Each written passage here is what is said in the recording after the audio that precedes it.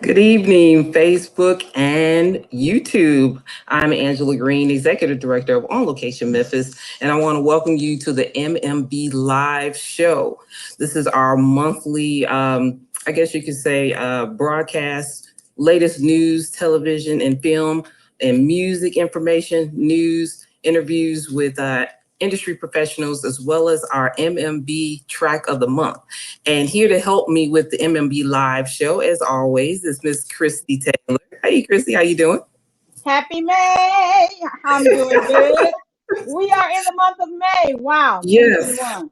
I I love mean, it. this year is just really going by really fast. I mean, Extremely fast, it's extremely almost fast. halfway over. I So, know, I know. But you know something, we've got some exciting things that are happening in the entertainment industry at absolutely. as we get into this midway point. But of course, we have a very special guest who I'm super excited about chatting with again. And Yes, she's and, absolutely. and she's a home girl. That means from the Yes, 901. Memphis, Tennessee, born and raised. So we're But she's looking out forward to there talking to her. and she's out on the East Coast doing some good things. How are you, Angela? I'm doing fine. How is everything in Memphis? I know you're traveling. You've got your vaccination, and you have been on those I planes. Jet I got setting. cabin fever. I had to get out. I had to come on to Indiana and see the family, see the peeps. I hadn't seen them since August of last year, and I had to drive up here last year to see them. So this is an opportunity to fly. I had to take it. I had to take it. So I'll be here until this coming Saturday. Well, you know something. I received my first vaccination today. Of course, my mom and my sister, they're fully vaccinated. So I'm now bringing up the rear. So I Okay. hope to be jet setting real soon. I had friends who are fully vaccinated who are already like going to Cancun, who are already doing those domestic and those international travel. So I hope to be traveling very, very soon as Yeah, well. looking Now, forward to joining them. Right, looking forward to joining exactly. them. So what's been going on in the world of film? Woo! Okay, let's see how I can break this off. First of all, since we are talking about the rollout from the Biden administration vaccination, a third of the population has received at least their first and second vaccination. So that means the movie houses are starting to open up. And I did say Hmm. movie houses. And check this out, OMG. And because of that, one of the things that moviegoers are liking about the fact that they can now go back to the theater and see films on the big screen. And Yes. some of the winners, I will say, and I'm going to call them winners, who have been winning have definitely been some of the what we call the tent pole movies. Let's check this out. Hmm. The action films propelled the 3-day domestic box office to the tune of almost $55 million. Now, that's the highest total for any weekend since the onset of the pandemic. And of course, that means Warner Brothers, their much anticipated Mortal Kombat, led the Hmm. films with almost 22.5 million. Also, then you had, let's see, the fun it's not animation, Funimation, Japanese anime Demon Slayer, the movie. It was in second Hmm. place with almost 20 million. And of course, Godzilla versus King Kong or Kong is Kong. doing very, very well. You know, I'm old school, so I'm still saying King Kong. So it's Godzilla holding its versus own. Yeah, because it's Godzilla yeah, versus Kong has been out for a while. it's been out for almost a month, and yes, they're almost 20 million. Now, oddly enough, speaking about slaying dragons, woo, we had a major, major, major, I would say, slay, and it wasn't in a fashion sense. The the head member of the Hollywood Foreign Press Association, of course, they're the ones who put on the Golden Globes. The Hmm. president, I don't know if you've heard about this. We've got some Black Lives Matter in the film industry. It's really impacting things. The president of the Hollywood Foreign Press Association, after 44 years and has served Hmm. as the president for 8 terms, he just got the boot. They just expelled him from the membership because of a Oh. very racist email he had circulating, even saying that Hmm. the Black Lives Matter was a racist hate movement. And he even slammed one of the co founders because she bought a home in an exclusive community in California. So Okay. everybody, like, pretty Hmm. much did the BLM. They were like from the network to, I mean, because you know the Golden Globes had already just had a really bad backlash because they don't have any, like, zero black Hmm. representation in the major portion when it comes to the Hollywood Foreign Press. And then for Hmm. this to happen, because they already had a deadline by May the 6th that they Hmm. have to have proven, like they did with the Oscars and with the Academy, like these are the things that we're going to do to correct things. They were already in that under the gun, and then this email happened, and now he's been Right. expelled. But past that, let's get to something that's going to be a really good, interesting thing when it comes to our discussion today. Now, we know about theatrical windows, or as they call it, windowing. Mm-hmm. Well, of course, a couple years ago, Disney totally like went from the 6 months to the 3 months without anybody, asking for permission. I was like, the Disney's like, whatever. Well, Right. because of the pandemic, the windowing pretty much disappeared because everybody was, the consumers wanted to watch movies like right now. Mm-hmm. And as a result, now that the world is opening back up, the question is will we go back to theatrical windowing? And most of the heads of studios are saying nope. Some of them are like, well, Disney is pretty much just like, we're just going to release everything on our platforms and also theaters at the same time. Paramount is being a little bit more nice and okay, we won't do the full 45. We'll do like 17 on some movies, 31 days on other movies. And guess who's salivating, Angela, because of all this? While Disney and HBO and Warner Brothers and everybody is loving the fact that they're going to get a chance to make more money faster because the studios have to make a when you go to theatrical windowing, which is how many weeks do you have a movie to play in the theaters? For those who don't know what theatrical windowing is, that's when they have to split more of the money with the theater companies. Mm-hmm. Well, Netflix, honey, they're like salivating, like yes, yes, because they're like they now get a chance to compete more aggressively with the streaming companies because everybody's now like, I can now get my movies to the consumers without the theatrical backlash. And of course, they're looking to really go more head up with Disney and HBO. Of course, HBO Max, they've kind of made this relationship. So Netflix is celebrating, but guess who? And I thought this was amazing. And I'm almost done. That's why I Guess keep who's it. like excited on the opposite end? Like Netflix is like, well, everybody's going to be streaming movies and we'll get a bigger piece of the pie. IMAX. IMAX is Really? celebrating too. Girl, yes. Okay, let me read this. I Okay. have to I have to read a little bit Bring of it. this. Yeah, break it down for us. Break it down. It says IMAX will actually benefit from the shorter theatrical windows, the CEO said. Because they said studios and talent will be more focused on creating events around their movies. And if you've ever gone to an IMAX Mm-hmm. movie theater, Mm-hmm. it's more of a what we used to do back in the actually when movies first came out. It was an event. Like you got dressed Mm-hmm. up and Mm-hmm. you almost had an opening act and you had all this stuff. Mm-hmm. So IMAX is actually salivating on the other end of now they're going to make more money because if Mm-hmm. like let's say Christopher Nolan, he probably would have wanted it to go to IMAX, created an entire campaign around Mm-hmm. it, and then more money would come to the studio and the talent. Where Netflix and other streamers, they're looking at the fact that now the window is shortened. We can actually release more content directly to the consumer. They said it's what the consumer wants.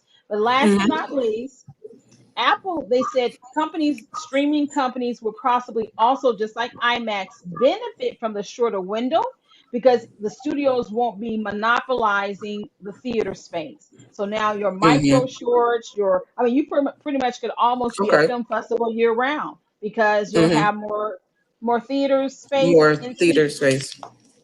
yeah. So Absolutely. between the fact that Godzilla and Kong are still slaying it at third place, and the movie theaters are now coming back with that 55 million for the box office, we're still going to see about the impact of post COVID, how it's going to impact the theatrical windowing, and who will be the winners and the losers.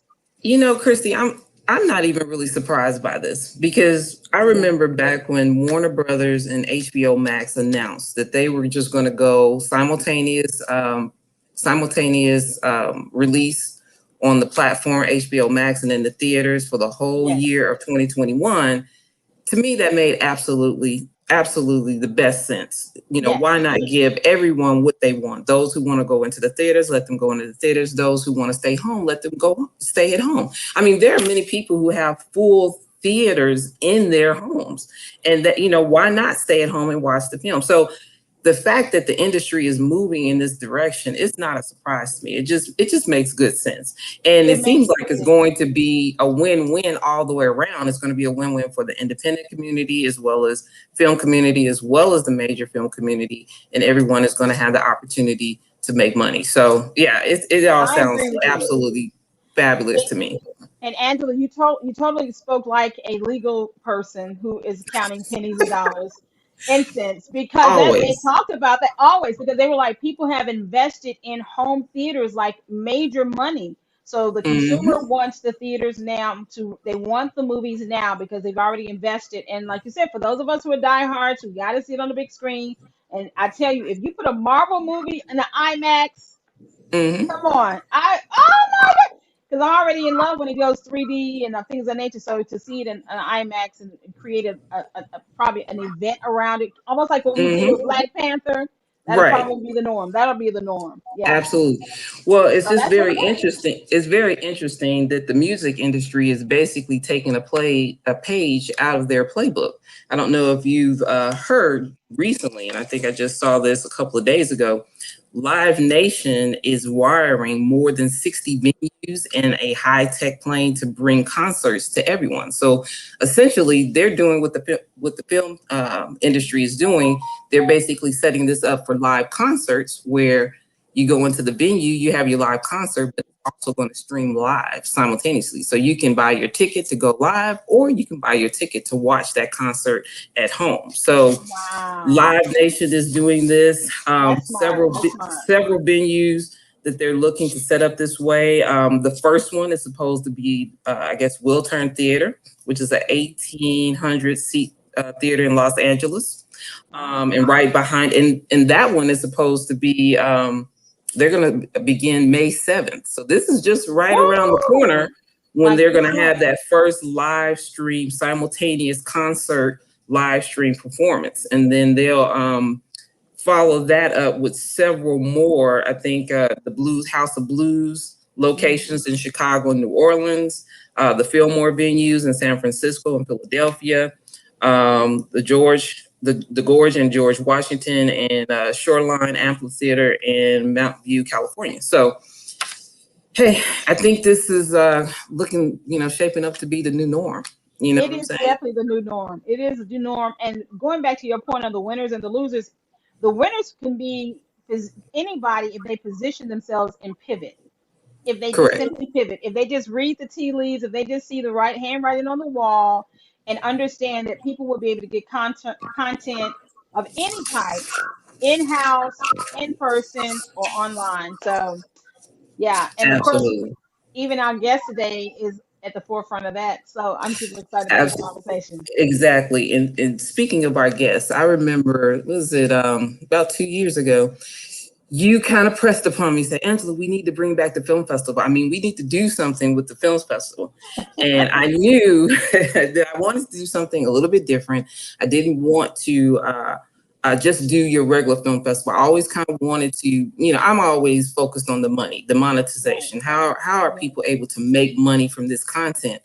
And so our compromise was to try to go for a film market, to try to put together some sort of film market, specifically for the streaming platforms. Just kind of Yes. recognizing that that was a very ascertainable goal to reach, and there was definitely viable platforms out there that we can build relationships with and possibly open that door to some of these independent filmmakers. And I say this one platform, KweliTV, and I used to see their advertisement on Facebook all the time, and then I started following one of the YouTube channels, and they had a lot of content on that channel. And I said, and they mentioned that it was Black owned, and I was like, oh, that's awesome. This is Black owned. I said, I'm going to support them. So long before we talked about it, I had already subscribed to them, Mhm. and so I was watching them. And so when we talked about this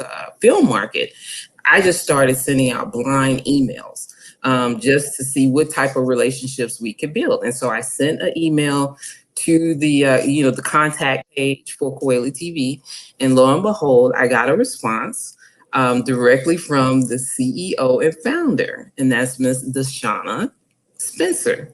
And I was very surprised, and I was very shocked to find out that she was from Memphis, Tennessee.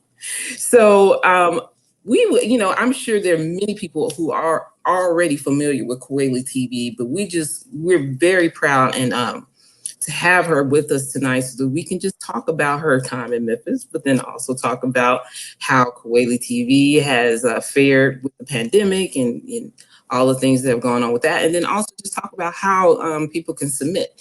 But before we do that, why don't we just show people a little taste of KweliTV?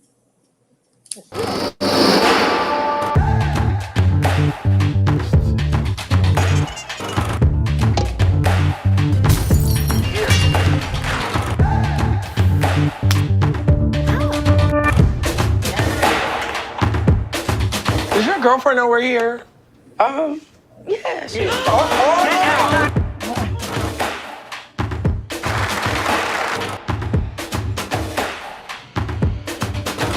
The system had one intention, to put us in prison. It's just that simple.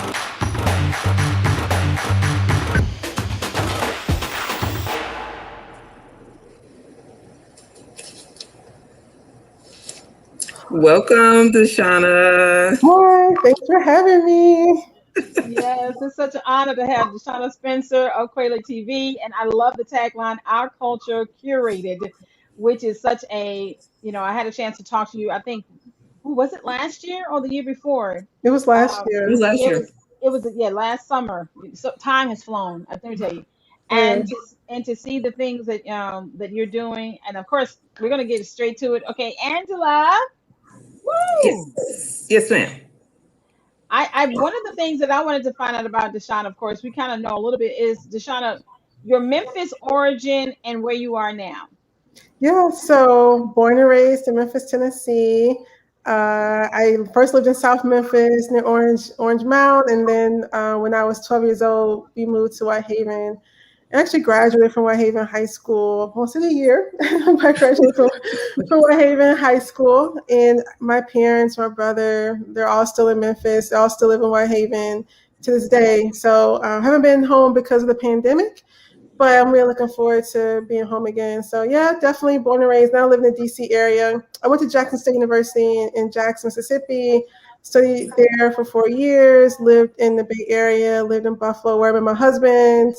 And then we moved to the DC area years ago. So I've been here for a while, but Memphis is always in my heart because that's where I was born and raised. It's where my family is, my aunts, uncles, parents, brother, everybody. So were you into film while you were here in Memphis? So I worked at Blockbuster. That qualifies.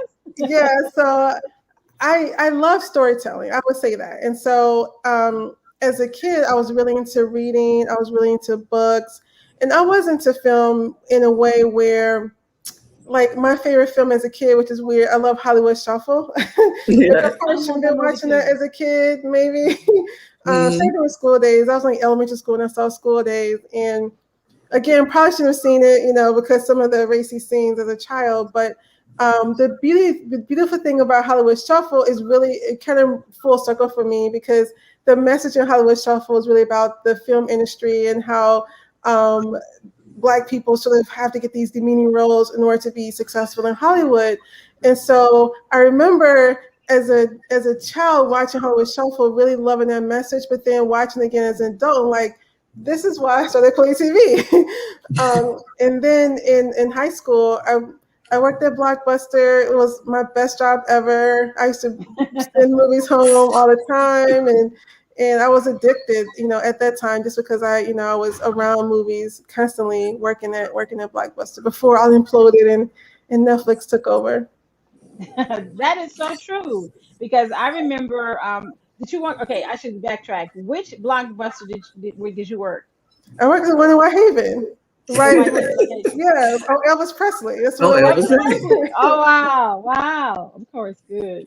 I remember that one. I definitely remember that one. No, I was in the block with everybody. I mean, literally, wasn't called from 3-6 Mafia came in there one day.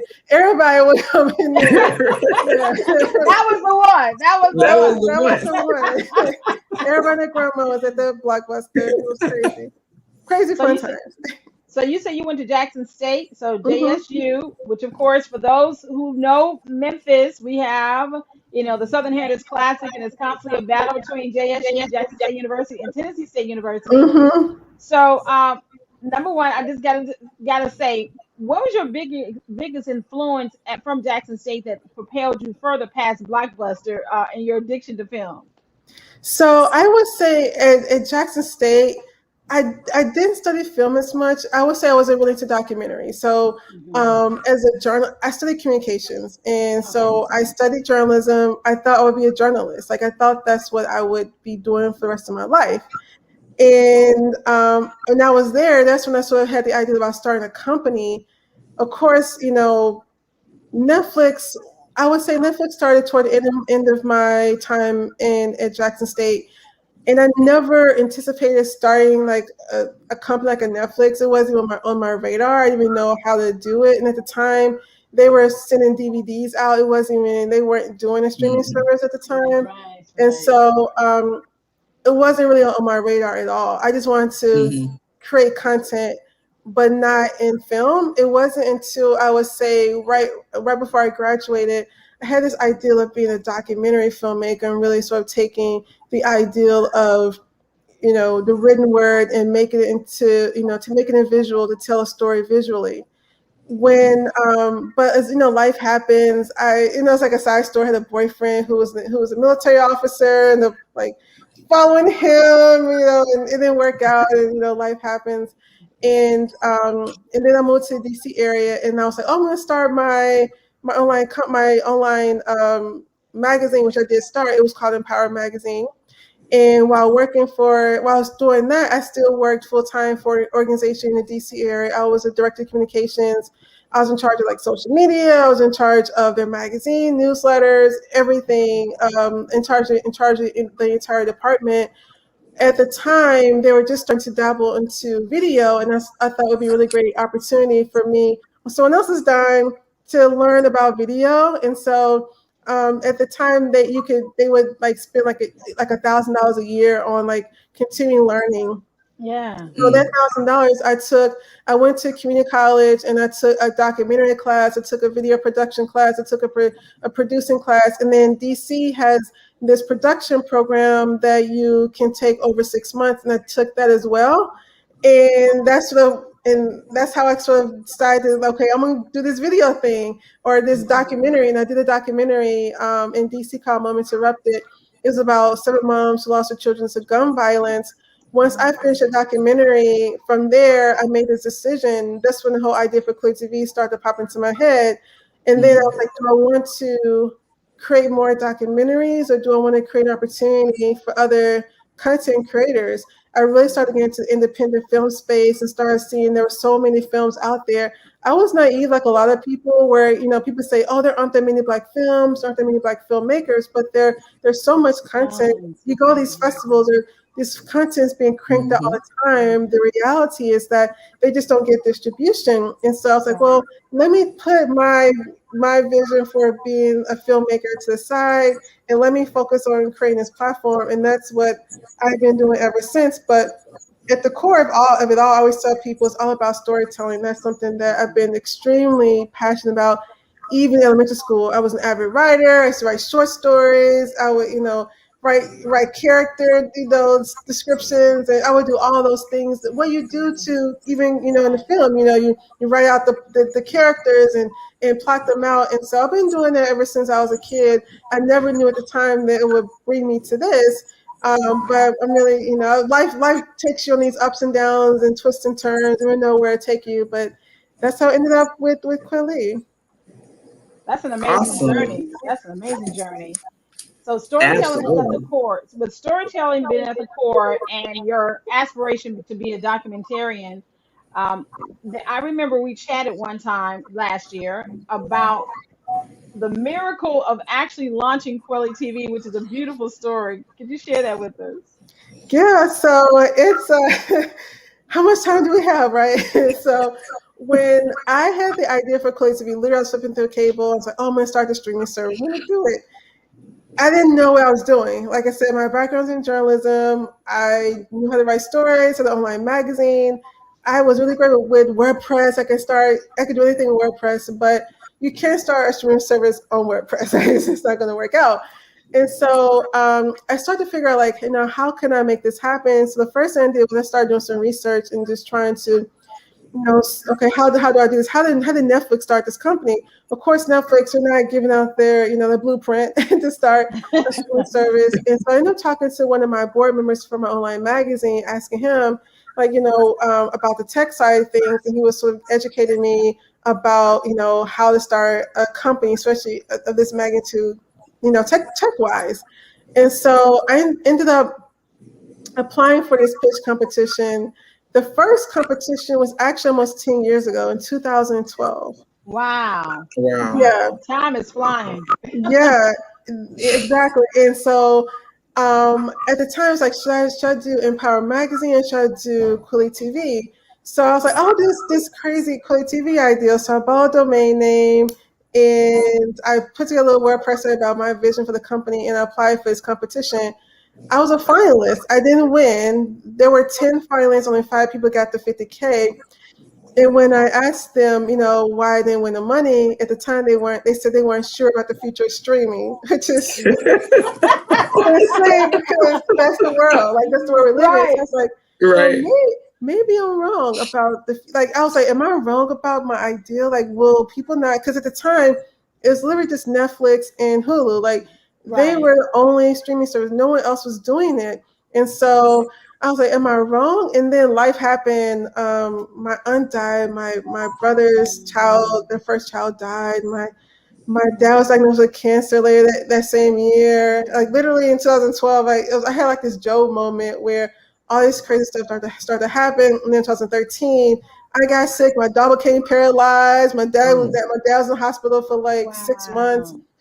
And I wasn't even thinking about KweliTV. It was like the first thing from my mind, the domain name. I basically let that expire, and I wasn't thinking about it. Wow. And then November of 2013, my dad finally got out of the hospital. He was feeling better. I had my surgery after my dad had after he started to feel better. And then 2014, I was like, it was like how there's like there's like disaster, you see dust settling, like what just happened? It happened, yeah. Literally, it was a nightmare, and and then from there, I would say around this time in 2014, there was another competition that I heard about, and I was like, should I even do it? I remember going upstairs to my husband. I was like, should I even apply to this competition? I'm tired of losing. One thing people have to get used to, if you're an entrepreneur or if you put yourself out there, you're gonna need a lot of no's, and it can be tough, getting no's constantly. And so I was like, what do you think I should do? He was like, you never know, just go for it. The deadline was in 2 days, so it included like a 3-minute video pitch, which I've really never done a video pitch before, so I was really nervous about that. So I remember it was this long journal application, and I remember 3:00 in the morning, like, had all the lights on the house doing this video pitch so I can send it in by a certain amount of time. And I actually forgot about it, and then I get an email like, congratulations, you're a finalist. And this time I won. It was funny because during the time, like, they had to do like this voting, and then you had to do a second pitch. And at the first voting round, we were at the bottom of the 7 finalists. And I really contacted my friends, like, hey, we're at the bottom, please vote for me. And I remember my friends, I'm just going to vote for hours. So I have people who text me, I voted for you for an hour today. Thank you, or I would be in the event in DC, and I had like my card, like, because I wasn't sure what was going to happen. So I have Empower Magazine on one side, KweliTV on the other side. And people would go, oh, KweliTV, someone told me this. I voted for you for 10 minutes yesterday. Like, thank you, stranger. And so when I won the money, I got it in 2015. And from there, it was like so hard to launch the company. I won $20,000. I was very, very thankful for it. It took us much longer to launch our beta. The person who I hired to build our platform from scratch skipped town before they finished. So it was about 95, I would say between 90 to 95% done. And I had given him my money, and I trusted him because he had to the baby, and he was like, I need this last bit of, it was like in 3 installments. Oh, I just need this last bit because I just had a baby. And like, you feel bad, you know, the nice Memphis came out. And so, sure, you know, and then he didn't finish. And I made this decision to launch anyway. There's this quote by the co-founder of LinkedIn. He said, if you're not embarrassed by the first version of your product, then you launch too late. And I was totally embarrassed. But the whole goal was just to put it out there and see if people wanted it. And so that's what I did. And people did, you know, literally the day we launched, people were logging in, they were coming on the platform, they liked what we were doing. And it was an amazing experience. The downside of that was that it took us over 2 years to launch out of beta. Because this has been a long journey. It took us over 2 years to launch out of beta, mainly because we just couldn't raise money. If I'm in a speaking engagement, I always tell people about, like, if you're a person of color or whatever, like what percentage of investment dollars do people get? I'm not sure if y'all have done, if you know the numbers. It's super low, like I think less than 1%. Yeah, it's 0.0 for Black women and 0.2%.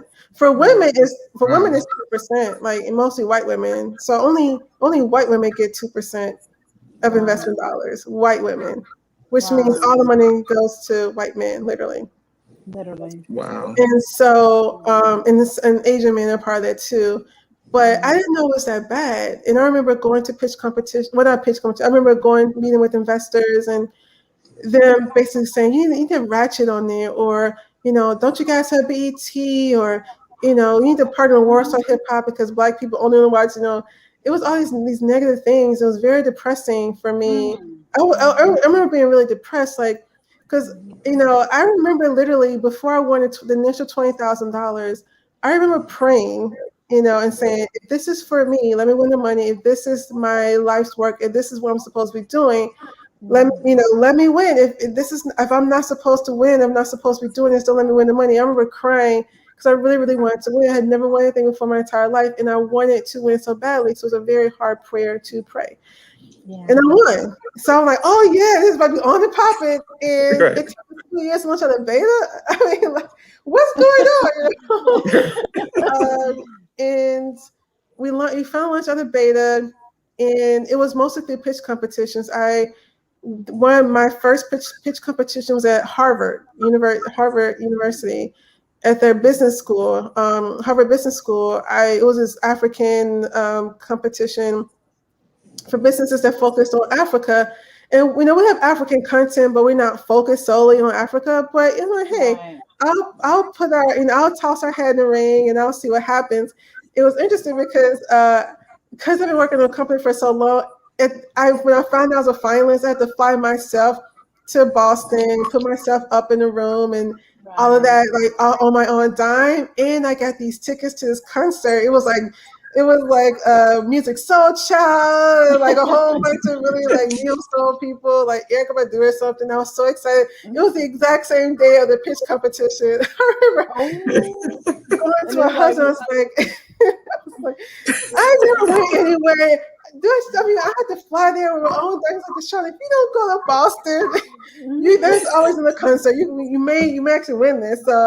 Originally I flew to Boston on my own dime, and I won the competition. I won $10,000. Absolutely. And it was February, and I remember thinking, wow, this is my first time winning money at Harvard of all places. A girl from Memphis, Tennessee, went to this, amazing HBCU, just hustling, and then I get, a really big stage. There were like, it was packed. It seated 600 people.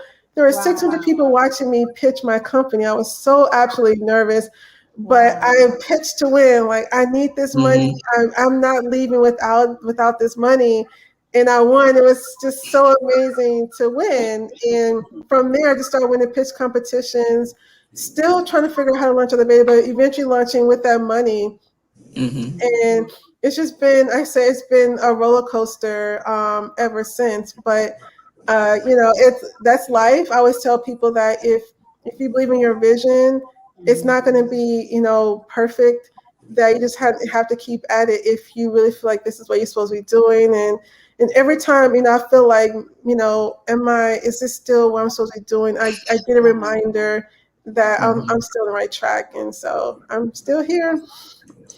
So, DeShuna, can you just talk a little bit about the content, because it's really curated and specifically for a specific community? So just kind of go into the type of content that you all look for on the platform.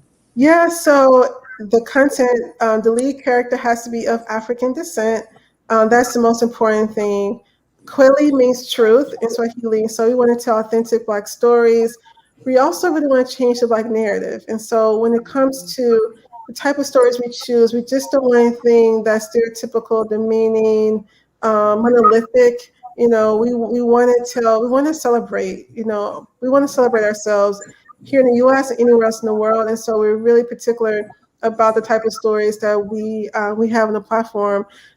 It's so much so that I always tell people that anyone can almost watch the content at any age, because it's highly curated. We want it to be a safe space for our customers when they come to the platform. And so that's number one. The lead character has to be of African descent. It can't be demeaning or stereotypical, and it has to be celebratory. I mean, that's the main thing. And then as far as types of genres, we accept everything, from dramas to sci-fi, documentaries, animation, children's programming. We take pretty much everything on the platform. We're always open to all types of genres, romantic comedies. We have regular comedy. Laura Howery, for those who may know him, he was in Bad. I think the movie was Bad Trip. Is like doing really well. Netflix. He's also in Get Out. He's the head of comedy, and so he also curates our comedy section on KweliTV. And so if you have comedy, you can submit to head of comedy at Kweli.tv. If you have other genres, you can just submit to submissions at Kweli.tv. So what's the criteria for the submissions? Basically, what I just mentioned, the lead character has to be of African descent. It can be demeaning stories about the Black experience. Another thing that's really important to us, we just want to make sure lighting and audio, I was about to ask right, you more the technical side. Yeah, it has to be technical aspects. And it has to have been in at least one film festival. I know for some people, they frown upon that, but the reason we do that is mainly because, film festivals, it's a really great way to gauge, the quality of your film. It doesn't have to be Sundance, right? It can be the Gary, Indiana Film Festival, literally. It's really about, does someone think this is good enough to see on the big screen anywhere? My documentary, which is my first one, I look back, and oh my God, so many errors. My film got into a film festival, so I'm like, come on, people. So we just want to make sure that it's high quality. Unfortunately, there's this misconception about Black content and it's being less than, and so we're such a stickler about making sure that we're creating the best. And so that's why we're very particular about the type of content that we select on the platform, because we want to show, we know we can do the best, and we want to show the best, and we want to dispel that stereotype about Black content not being good. There's an amazing amount of content that we create. We just don't get the opportunity for it to be seen. So I'm really excited about having a platform to do that. So I know your content is for the whole African diaspora. Where would you say the majority of your content is coming from? Which countries? I would say the U.S. is our largest, because we're based in the U.S. And then the continent of Africa is second largest. I wouldn't say it's a particular country, because we have content from Tanzania, we have content from Nigeria, Ghana, Senegal, Kenya, Uganda, Rwanda, South Africa. We have Ethiopia. I mean, we have content from all over, because we want to show the many facets of the continent. And then outside of the continent, we have also content from Europe, Other content tends to be from the UK and Germany, but most of it is the UK. And then as far as Latin America, we tend to get content from Brazil, Colombia, Venezuela, and then from the Caribbean, mostly Trinidad. We have a lot of content from Trinidad. It's interesting, Trinidad and Tobago, they have a pretty robust film market there. And so, and so we get quite a bit of content from Trinidad. We have some content from Jamaica. Before the pandemic, 2019, I actually went to a film market in Jamaica, in Kingston, which was my first time there, which is really nice. And I will be doing a panel with the film market virtually and for the Caribbean, like Trinidad, in July. But we have content from all over, even content from Australia. You know, we have some Afro-Australian content on the platform. So we're literally touching every part of the world, but everyone's Black. DeShuna, I had a quick question. I mean, the very fact that you homegirl from Memphis, Tennessee, as you say, did your globe trotting. What made you want to go with the African diaspora? I guess from a Memphis perspective, because oftentimes people think Memphis is strictly dirty South, but you have a very global perspective. Where did that come from? It's interesting because I would say that it was my curiosity, right? Wanting to know about Black culture outside of the U.S. Like, how do Black people live in Brazil? What's life like in Nigeria? And also, when I went to college, I definitely had that lens, right? Of not really understanding or about the world. It wasn't until I went to college where I started meeting other people, especially even like at Jackson State, there are people from other parts of the world who would come there, and even especially in DC, like there are so many types. And it's interesting, people ask me, "Where are you from?" I'm like, "I'm from Memphis." No, where are your parents from? Memphis. No, people think I was from Ghana, or they think I was from somewhere in the Caribbean. I would get that all the time living here, and I was like, And then kind of I would say the ice on the cake was when years ago my husband and I, we went on a cruise. We went to Belize and we went to Honduras, and it looked like us. I'm like, I remember when I was in Honduras, we went to some local shop, and the girl was, asking about my hair and what type of products I use, and I was blown away. I mean, just seeing all these beautiful Black people, and you would think that we weren't there, because when you think about Honduras, other parts of the world, you don't see that, but we're literally everywhere. And I was like, man, this is so amazing. I wonder how other people live, who look like us. And that's sort of how it came about. But it really did start being a child and just not understanding, and really wanting to open the world up, open us as Black Americans to Blackness outside of the U.S. Because I think we even had this misconception about what it means to be African, right? We know I think it's starting to change now, Wakanda forever and all of that. But there was a time when I think that we didn't understand, and we would see commercials about Africa, and we would have this misconception. And I really wanted to change that. And I'm hoping that we're so, as the U.S., we're so used to exporting our culture. We're never able to get other culture. We're not importing a lot of other cultures, and we're really using a platform to be able to import Blackness around the world. Now, DeShuna, very quickly, you said at some point you even thought about giving up, but can I say that KweliTV literally has become as formidable as Netflix, as Hulu? Are you beginning to feel the weight of that now?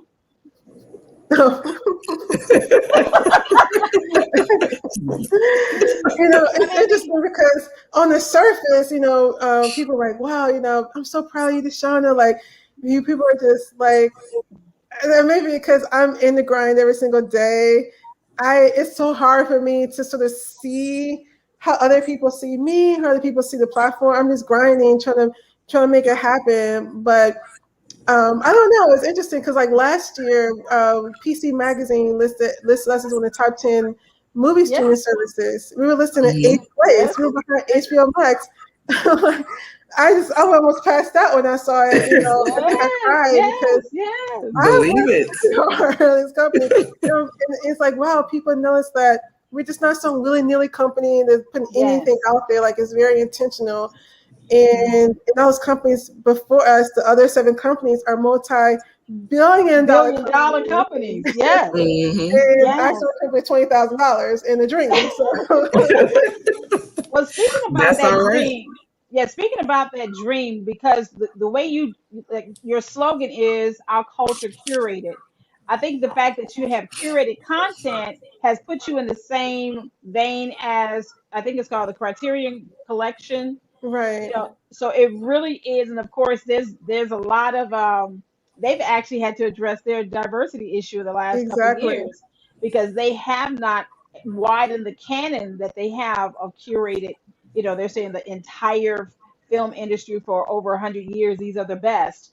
So with that type of pressure that you're now neck and neck with billion-dollar companies, how can we be of greater support to you as individuals, as institutions within the entertainment industry? What would be your dream collectively? I always tell people to just, spread the gospel about Mhm. KweliTV to as many people as possible. I think that's what's important. Once people know we exist, that they're excited about us. But we do have limited resources, so we don't have millions and billions of dollars To that provide. Yeah. Hulu, Netflix, HBO Max, Paramount Plus, now everyone at Grandma Disney Plus, they have to really promote what they're doing. And it's just, we're a very small team that's really making the dream happen. And so I always tell people, the more that you can spread who we are and what we're doing, the sooner we're able to spend the money, create original programming, and even do more amazing things on the platform. Mm. So I know Memphis, we have a very vibrant independent film community, and then there is also a section of Black filmmakers, and so we definitely want to, lock shoulders or lock arms with you and Yes. see what we can do to, help Kweli TV, but then also help these independent Black filmmakers that are here in Memphis. So we definitely are going to be talking, further about that in the future as we move along. Yeah, definitely. I think there's opportunity. Like Atlanta has really become this hub, and I'm always jealous. Like, why can't Memphis? Exactly. Yeah.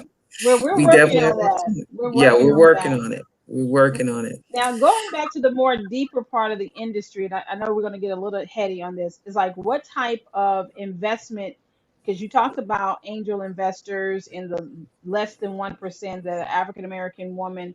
So, what are some of the ways that we could even possibly assist putting you in front of people because now we got a lot of Black millionaires and Mhm. billionaires. So, what if you could speak to that room, what would you say? I would say, contact us. We're a definitely growing company. This is what I'm able to build virtually with hardly any resources. What could we do if we have money, if we had a full staff? That's always why I tell, potential investors, we might be, doing something publicly where there might be opportunity for people to invest in the near future. I'll keep you posted on that as well. Excellent. And Excellent. Looking forward to that. yeah, Angela, she got real happy. Like, what Like, oh yes, please tell us investment about. opportunities? Investment Right. opportunities? Yeah, Always well, looking for actually, well, opportunity to because invest. we're not until things go live, we Yeah, can't like Yeah, you say, can't but speak anything. right, Hmm. but right. I'm hoping that we were able to make some announcements soon. So, So Excellent. 2020, how did you survive? And what do you have plans for 2021? 2020 was actually, while it was a very, hard year for other people, I would say for the company, we grew like 120%. We grew tremendously.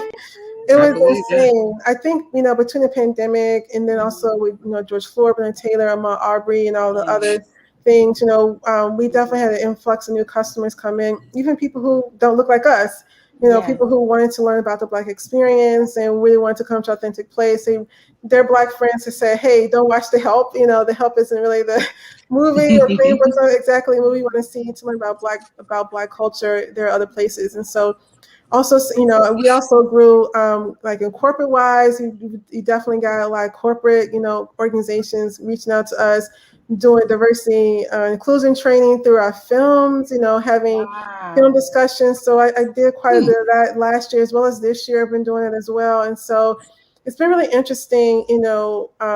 Like I said, we're not the traditional streaming service. We're definitely, higher end in the documentary realm of things. We don't have a lot of rom-coms. We have some.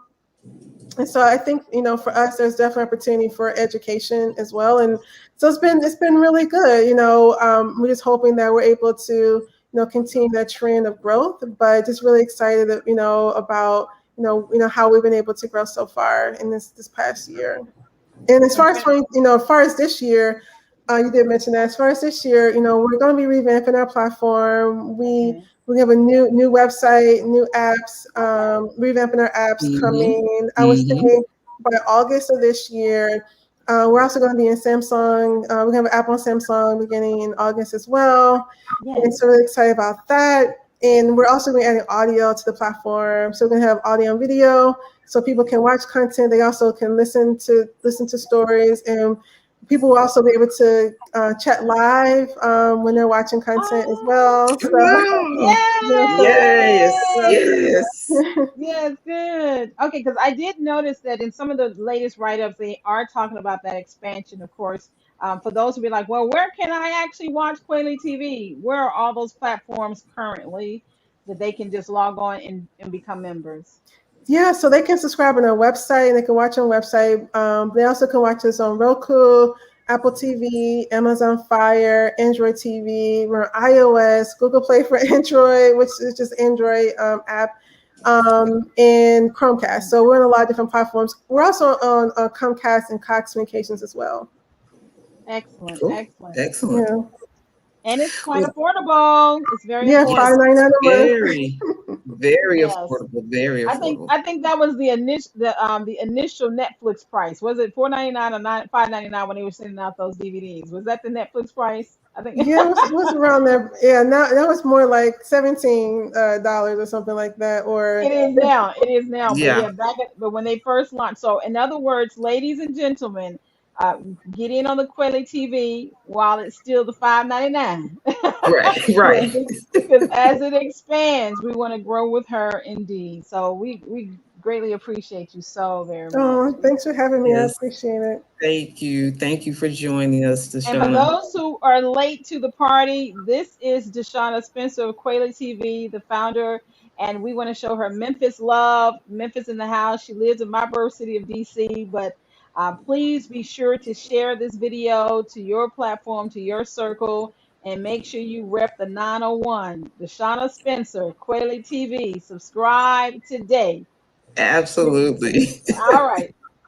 Thanks, DeShuna. That was an amazing conversation. Absolutely. I enjoy talking to her every single time. And to know that there's opportunities in 2021 that may one day be investment. Oh, come on now. That's something to add to your portfolio. That's definitely. I'm going to definitely be keeping my ears to the ground for that, and I'm going to be letting some other people know about it. Let my investment club know about it. Yeah, because even angel investors, I mean, there are so many African Americans and people of color who are in this investment space, and she's definitely someone in her company that's worthy of a sizable angel investment. So absolutely. So we're just going to switch gears a little bit. We're going to move on to the Memphis Music Bank, MMB time. So I'm going to play our commercial, and then we'll come back with the track of the month.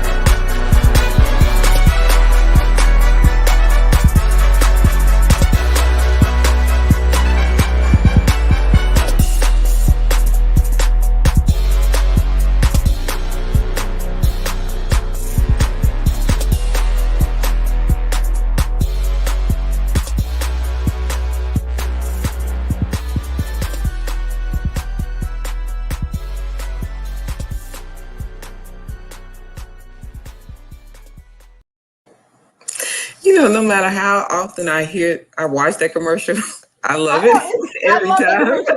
Actually, and I'm always it's such a nice beat. And for Right. those, the Memphis Music Bank is an amazing opportunity. Check out the website that is scrolling across the bottom for more information. And actually, one of the music content creators from Memphis, that's his song, and that would That's his song. be none other than Rowdy. Rowdy. Rowdy. So Rowdy. when you go to the Memphis Music Bank, if by chance you need a song for a commercial or a web series or a film, be sure to check it out. And Rowdy actually has been getting a lot of good play. He's been getting a lot of good placement. Yes, he has. Yes, he has. So this month's featured producer is Mr. Winston Stewart. All right, let's check out Mr. Mr. Winston Winston Stewart. Stewart. So Winston is he's the former keyboard player for the Bar-Kays, world known soul, R&B, and funk band. But he's turned for his own career. He's a gospel jazz artist. So we're going to listen to his track, which is In the Bank, Praying Through My Fingertips. We're just going to listen to a couple of minutes of it.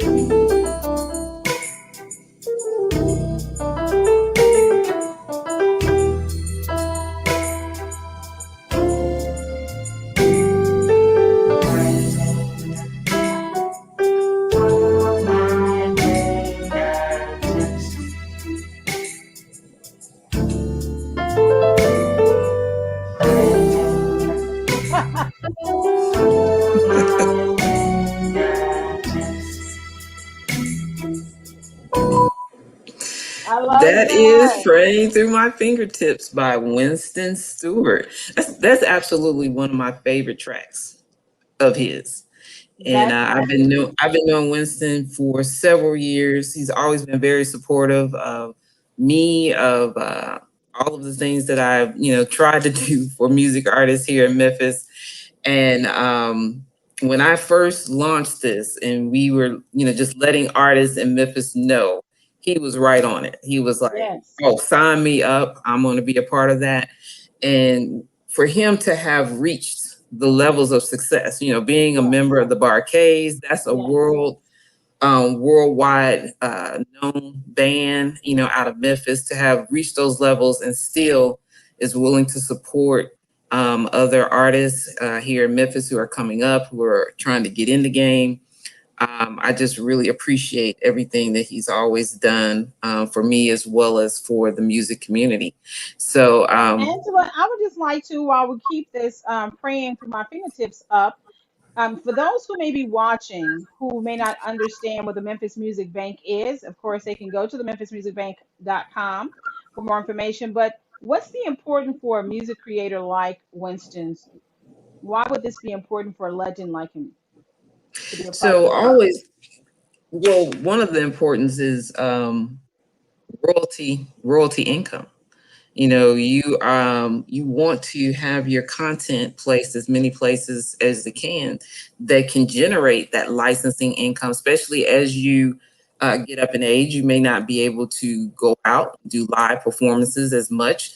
This is sort of your retirement, so to speak, income that can be put into place. if you have songs that are out there that are being streamed, that are being licensed, that are generating that mailbox money that's coming to. So definitely any artist of Winston's caliber is going to, and he's creating that content that is timeless and that content that can be licensed over and over again. Then he's going to want to make sure that it's out there and is able to generate that income for him, especially as he gets up in age. And the one last question is a tie-in because we had a DeShuna Spencer of KweliTV, which is a streaming platform. What's the connection between? I am the creative liaison for the MMB, but I would like for you to share what's the connection for us to talk about film while you're also the, have this music database of music. What's the connection? And so we're specifically seeking to license this music in television and film projects, documentaries, web series, commercials, any type of visual media.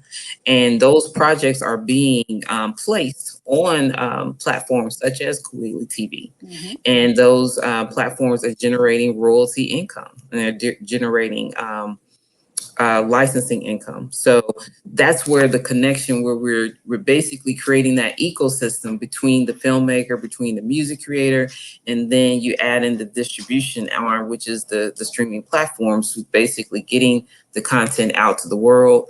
And that's where you're generating the revenue for everyone who's a part of that project.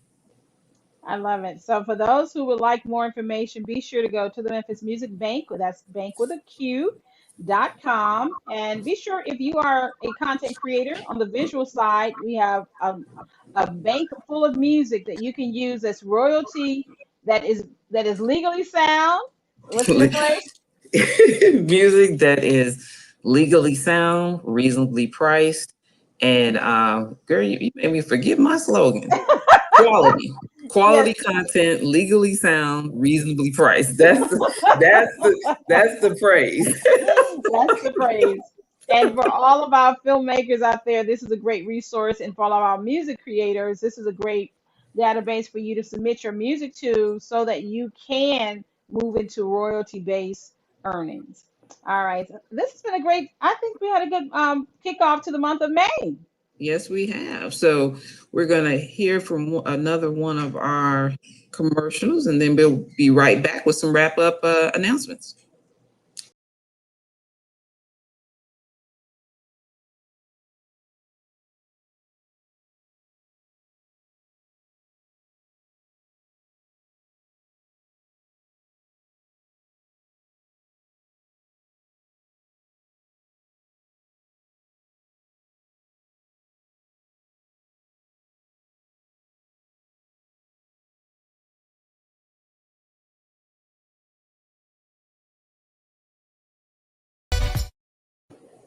Thank you so very much. And thank you, Angela. Now, I would have to say that Angela has one of the highest rating YouTube replays as my guest on the Christie Taylor Show. So be sure to check out her amazing interview that we did in 2020. It's on YouTube. Look for the Christie Taylor Show. And more specifically, if you want to learn more about all that Angela's doing, be sure to check out that interview. See how we just tied that back in together? Just tied all right back together.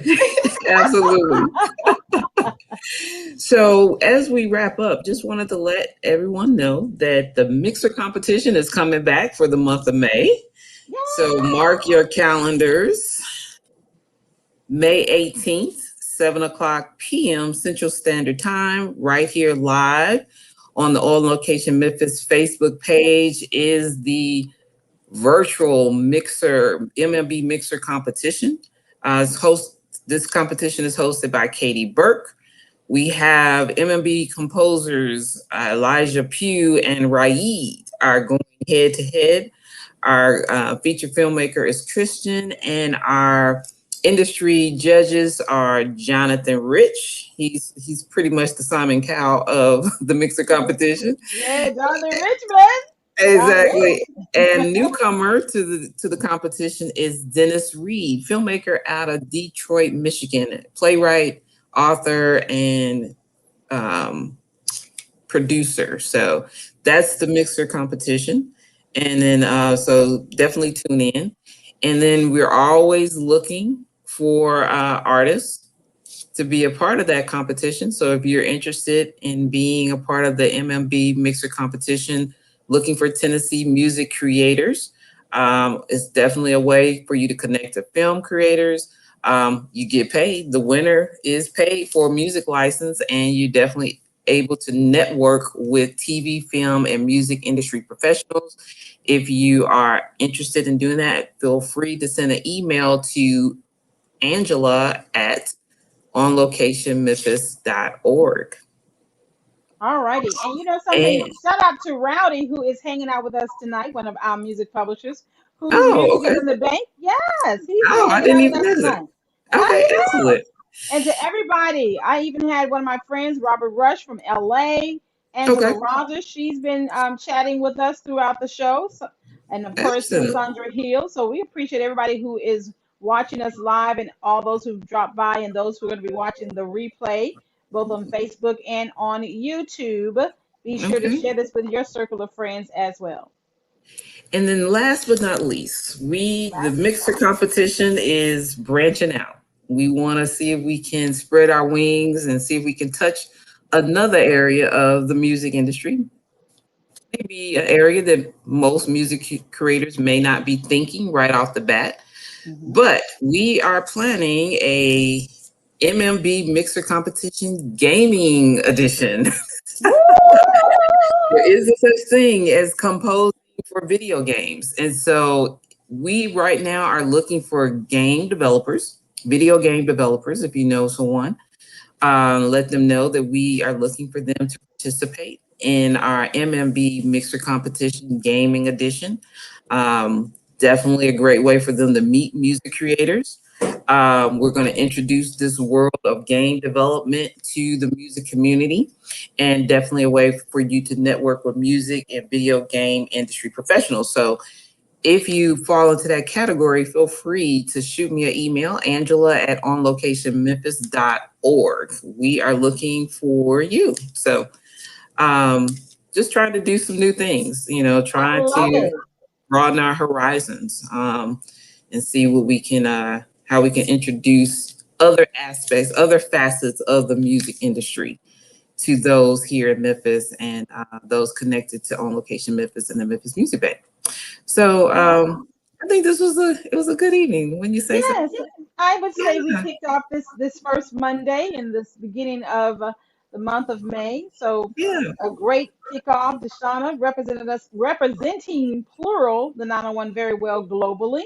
And of globally, course, we have an amazing mixer competition that's going to be coming up this month. And the very fact that you're now launching the gamer mixer yeah, competition. Oh yeah. yes, So this is good. lot to look forward to. So anyway, we're going to sign off for this evening, but All righty. Phil, put us down on your schedule for the next first Monday in June, right? Yes. Yes. Yeah, Black Music June. Month. Black Music Yeah, Month. Black Music Month. So we're going to be right here the first Monday in June. Until next time, good night. Good night.